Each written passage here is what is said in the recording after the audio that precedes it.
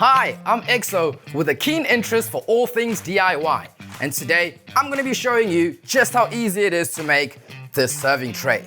Fun times and good food are the best combination for quality time with friends and family, because nothing brings people together more than sharing. And growing up, I always noticed how important it was for people to interact, share knowledge, and create good memories. So here we have uqogo, also known as IsiThebe, which is a Zulu word for a serving tray that brings the food and the people together in one setting. All this is untreated laminated seligna with some dividers, and I've cut out 2 pieces that I'm going to be using for the feet. That's to make it easier for me to lift it off the table. So let me show you how. So here's what you will need. 1 sheet of untreated laminated seligna timber, 180 millimeters by 457 millimeters with a 20 millimeter thickness. Cut into 2 pieces, 900 millimeters long.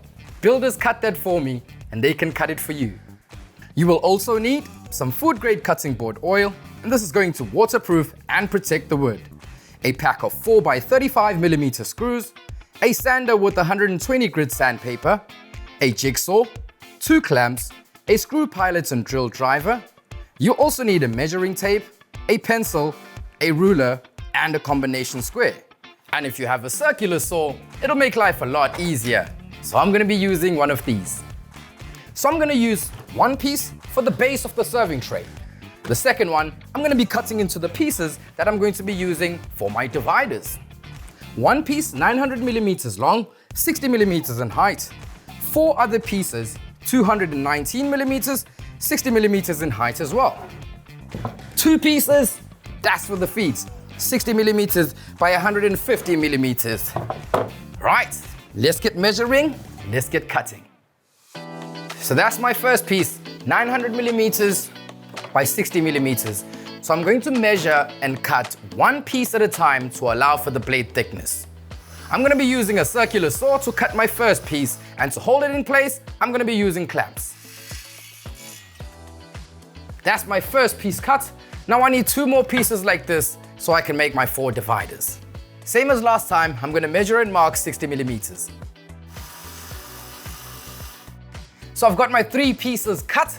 This one is going to be for my middle divider. Now I just need to cut 4 pieces, 219 millimeters long, and that's going to be for my smaller dividers. Remember, I'm going to measure and cut 1 piece at a time. So I've got my 4 pieces cut. Lastly, I just need 2 pieces that I'm going to be using for the feet, 60 millimeters by 150 millimeters. I've got all my pieces, and as you can see, I've chosen to round off these edges. And for that, I actually used a stencil and aerosol lead. All you gotta do, place it in the corner, using a pencil, draw the curves. So now I'm gonna make that cut using my jigsaw. There's all my pieces rounded off. Now I just need to round off the corners of the main board. Again, I'm gonna be using my aerosol lead as a stencil. All the pieces are cut and the edges have been rounded off. Give it a good sanding with 120 grit sandpaper. Next step, find the center so I know exactly where I'm going to be putting my middle divider as well as the other 4. Alright, so the center line here is 228 millimeters rounded off, and the thickness of the board is 20 millimeters, so that's going to be 10 millimeters on each side. It is now time to measure and mark where I'm going to be placing my dividers, and I'm going to have them 280 millimeters apart. To make life easier, turn the board around and measure 280 millimeters from the other side.